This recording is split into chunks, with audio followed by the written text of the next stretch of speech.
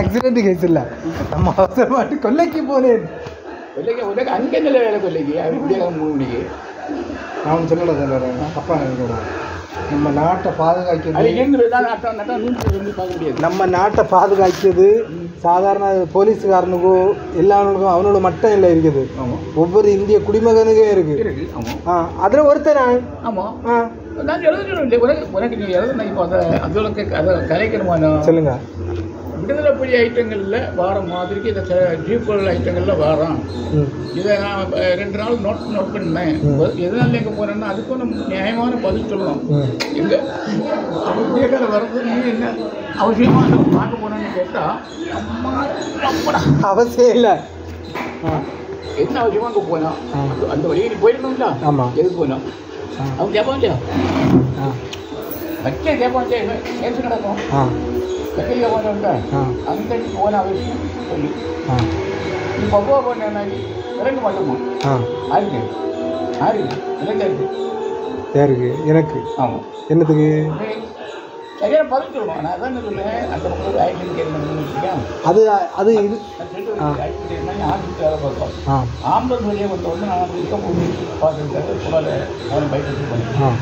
அப்போ அந்த இடத்துல ஆக்சிடென்ட் வந்து அதையும் பார்த்துட்டு இருந்தோம்.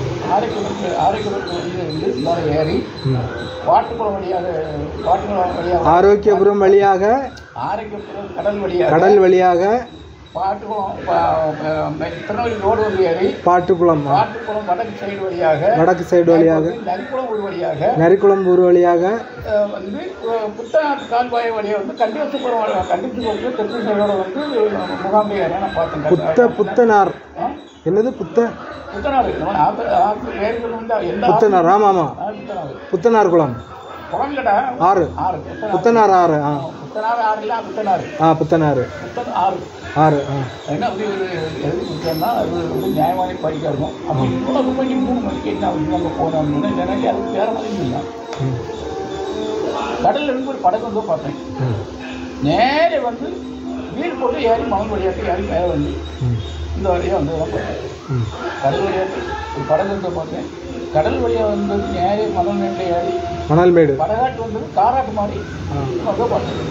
அப்படி அப்போ அவங்க ரோந்து போட்டோம். இவங்கள கொஞ்சம் ஆள் ஸ்ட்ராங்காக விடுவிக்கணும். இப்போ விடுதலை புலிகள்னு வச்சாச்சுன்னா இவங்க வந்து ஒரு தீவிரவாதி. ஆமாம், இலங்கையில் உள்ளவங்க. ஆமாம் ஆமாம்.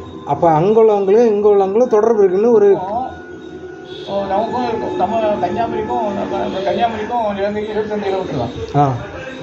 அவங்க ஈஸியாக போயிட்டு வந்துடலாம். ஆமாம் ஆமாம். நம்ம ரோட்டுக்கு கரெக்டாக இருக்கும். போயிட்டு வரது ரெடியாக இருக்காங்க. எப்பவும் போயிட்டு வரது அந்த தந்த பணம் சமைச்சி கட்டிட்டு இருக்காங்க. அப்போ இவனு என்ன இதுக்கு கப்பற்படை என்னத்துக்கு நிற்கணும் ரோந்து இதுக்கு பார்டருக்கு பாதுகாப்பு ஆமாம் அது வழிமுறையாக கொடுத்தால் நடவடிக்கை எடுக்கப்படும். நடவடிக்கை இதில் துரத்தணுமே, அதில் ஒரு துரத்தணும்.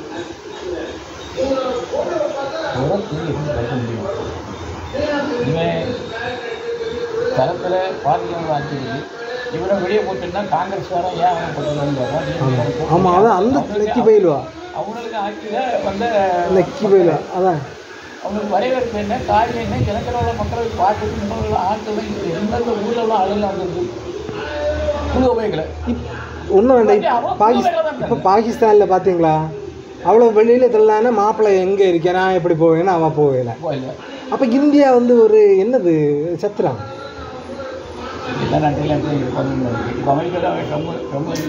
இல்லை.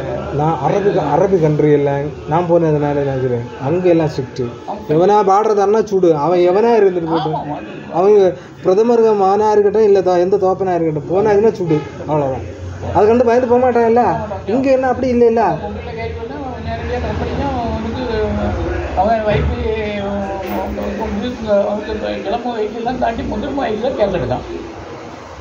அப்போ அவன் வாழ்ந்து முடிச்சிடல, அதுக்கு ஒரு அவன் ஜெயிலில் கிடந்தானே உண்மைதானே. இது நமக்கு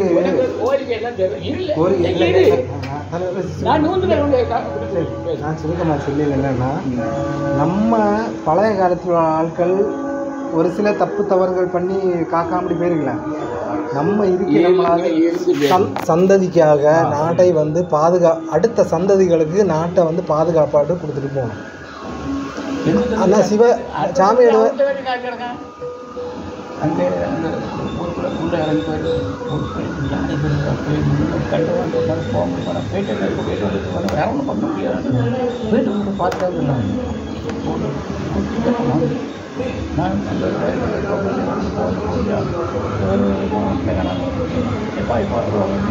கலாச்சாரம் அப்படி ஆயிட்டுல. நம்ம அடுத்த கலாச்சாரம் எப்படி இருக்கு? சாப்பாடு பக்கத்தில் மார்க்கெட்டு, கொளுத்த சாப்பாடு. ஒரு காற்று கார் போய் கார் போயிட்டா இல்லை. அப்போ பாருங்க, இவனுக்கு பாவப்பட்ட எதன் அடிப்படையில் இதோட வீடு வச்சு கொடுக்குறாங்க? அரசியல்வாதி கள்ளனும் அரசியல்வாதி தள்ள விட்டு கொடுப்பாங்க. அரசியல்வாதி நீ தான் அவனுக்கு வீட்டை கட்டி கொடுக்குறேன், எனக்கு நம்ம நாம எல்லாத்தையும் போடாமல் பண்ணி அவன் என்ன கேள்வி கொடுப்போம், அவன் என்ன உள்ள போடுவான். எனக்கும் அந்த வேதனை இருக்கதான் செய்யுது. அவன் கையெழுத்து போட்டு கொடுக்கவே சொன்னான், எனக்கு அந்த வேதனை இருக்க. இதுக்கு நம்ம வந்து எல்லாரும் ஒற்றுமையாக இருந்து அந்த தாய் கொண்டு யாரும் இந்த வீடு கணக்கிலிருந்து தந்தன் வர வீட்டுக்காக போட்டு போட்டுட்டா அவங்க பாட்டு வீட்டுக்கு கட்டு பிஞ்சிலாம் போட்டு வாங்கிட்டு இருக்காங்க. யாரு முகவரை? எங்க ஆமாம், அந்த பையனை பார்த்தா இன்னும் ரவுடிய போலாம் இருக்கு. அவனை போய் வீட்டில் ஏற்றி எப்போ நாத்தம் என்ன நாத்தம் வந்து நம்ம பேனா மசி நாராயில்ல, அதே ஸ்மெல். நான் இதுவோ இங்கேருந்து தான் வருதுவான்னு தெரியல. இதுவோ அவன் அழகா அன்னைக்கு பேசுறேன் பொண்ணு, அது கோட்டாட்சியர் நமக்கு தெரிஞ்ச ஆள் தான். அவன் அடுத்த வீடுக்கு ஏதோ அப்ளை பண்ண போகிறான். கோட்டாட்சியர் நமக்கு தெரிஞ்ச ஆள் தான். அண்ணாச்சி நம்பர் இல்லை, நான் வாங்கிட்டேன், என்ன நினச்சேன் பைசா கொடுத்தா சாதிக்கலான்னு அப்படியே சொல்லி. அப்போ எந்த அளவுக்கு நம்ம இந்தியாவில் முட்டாள் நாய அதிகாரி பயில்வாக இருக்கானோ. ஒருத்தன் இவ்வளோ தூரம் பேசானா அப்போ பாருங்க.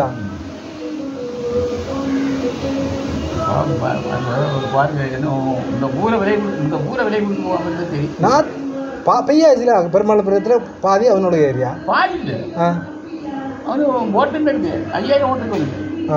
என் நாளை அவன் நாளை மும்பை எலெக்ஷன் நிற்பான், அதுக்கப்புறம் எம்எல்ஏக்கு நிற்பான், அதுக்கப்புறம் மினிஸ்டர் நிற்பான். நாட்டே எனக்கு உடனே நிற்பான்.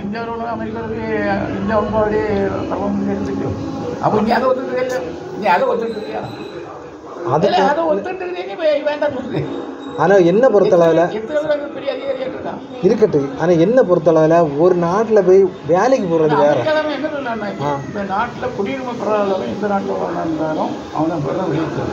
உண்மை அதான், உண்மை தலைவர் அதான். இப்போ நம்ம ஊரில் உள்ளவன் வேலைக்கு போகிறது வேற, அங்கே போய் அதிகாரம் பண்ணியது வேற. அதாவது பிரச்சனையே அவனோட எல்லாம் உடனே அவன் எவ்வளோ பெரிய ஆளாக இருக்கட்டும் வெளியில் தருவான். நீ போகணும் 2 வருஷம் பைசா வெளிநாட்டில் போனா 2 வருஷமா பேசாம அப்படி போனோமா, வேலையை பார்த்தோமா, பைசா ஒன்றா வந்துட்டே இருக்கணும்.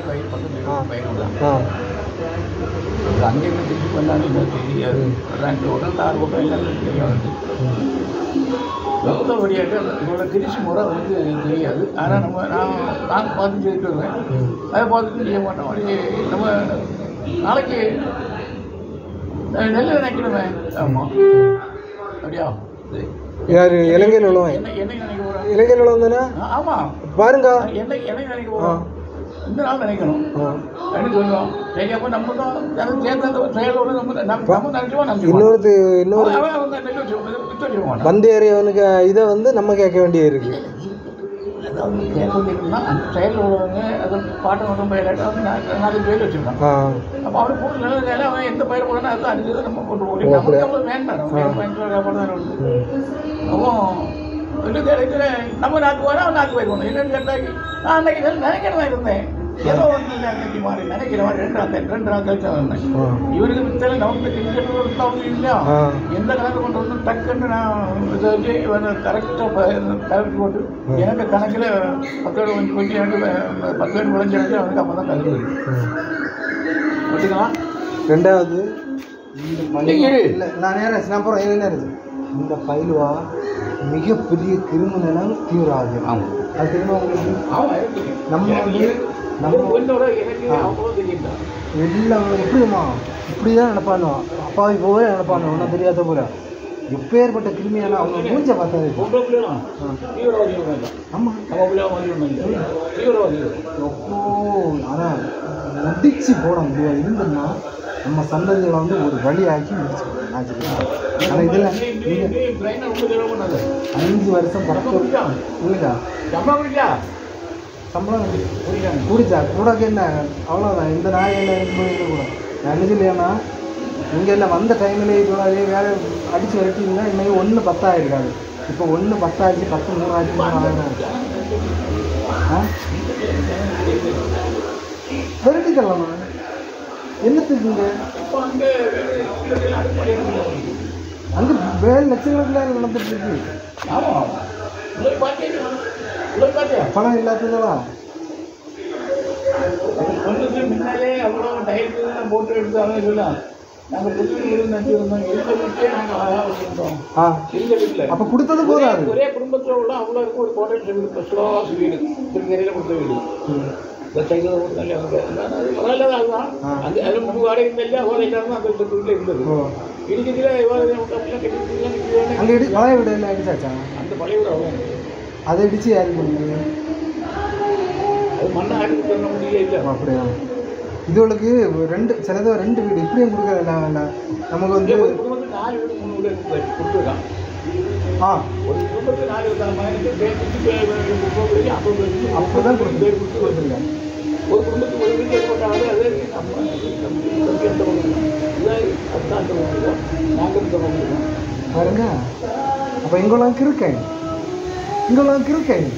அதனாலதான் இப்படி வாங்கிடணும். ஒரு குடும்பத்தை 5 வீடு 4 வீடு. இது எவ்வளோ பணம்?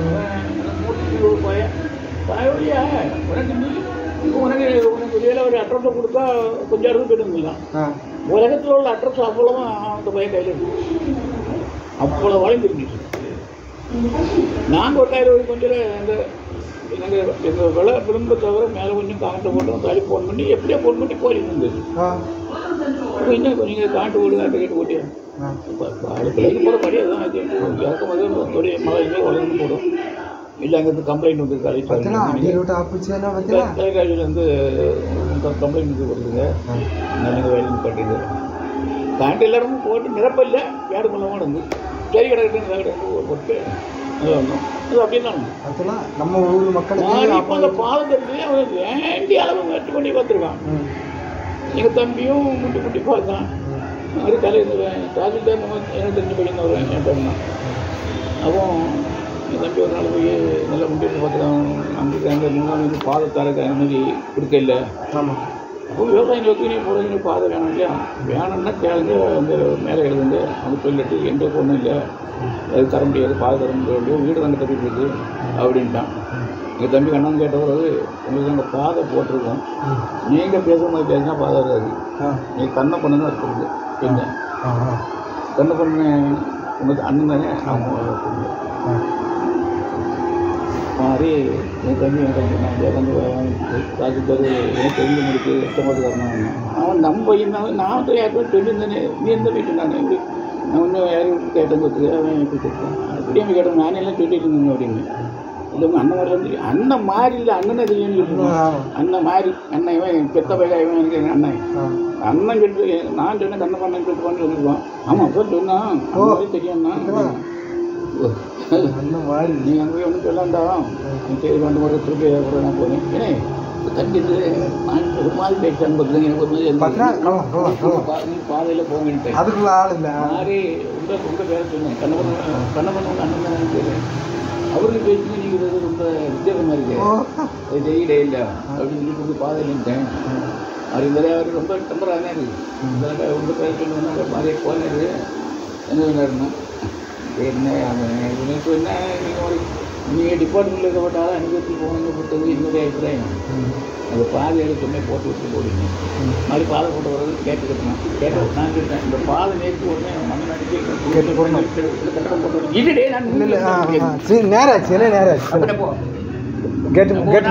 கேட்டு போட்டுறான் சொல்லதை கேள்வி பரப்பாக்கலாம் நீ பறைய செல்ல எங்களை அங்கே அப்படி தானே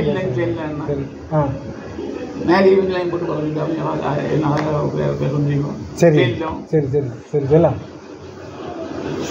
கூறுங்கள் கூறுங்கள் கூறுங்கள் கூறுங்கள் ஏன்னா இங்கே தானே வேலை நான் இனி என்ன செய்ய சரி சரி சொல்லணும் இல்லைன்னா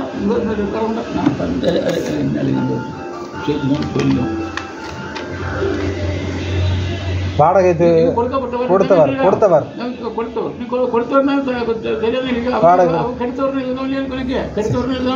சரி நான் போறேன் இந்த இது என்னதான் இருந்தாலும் நம்ம வந்து சந்ததிகளுக்கு பிரச்சனை வராமல் இருப்பாங்க பாருங்க நாளை இல்லை நாளைக்கு பிள்ளைகளுக்கு பாதிப்பு உண்டாக்கி வச்சிருப்பாங்க நான் அதான் அவ்வளோதான் இல்லை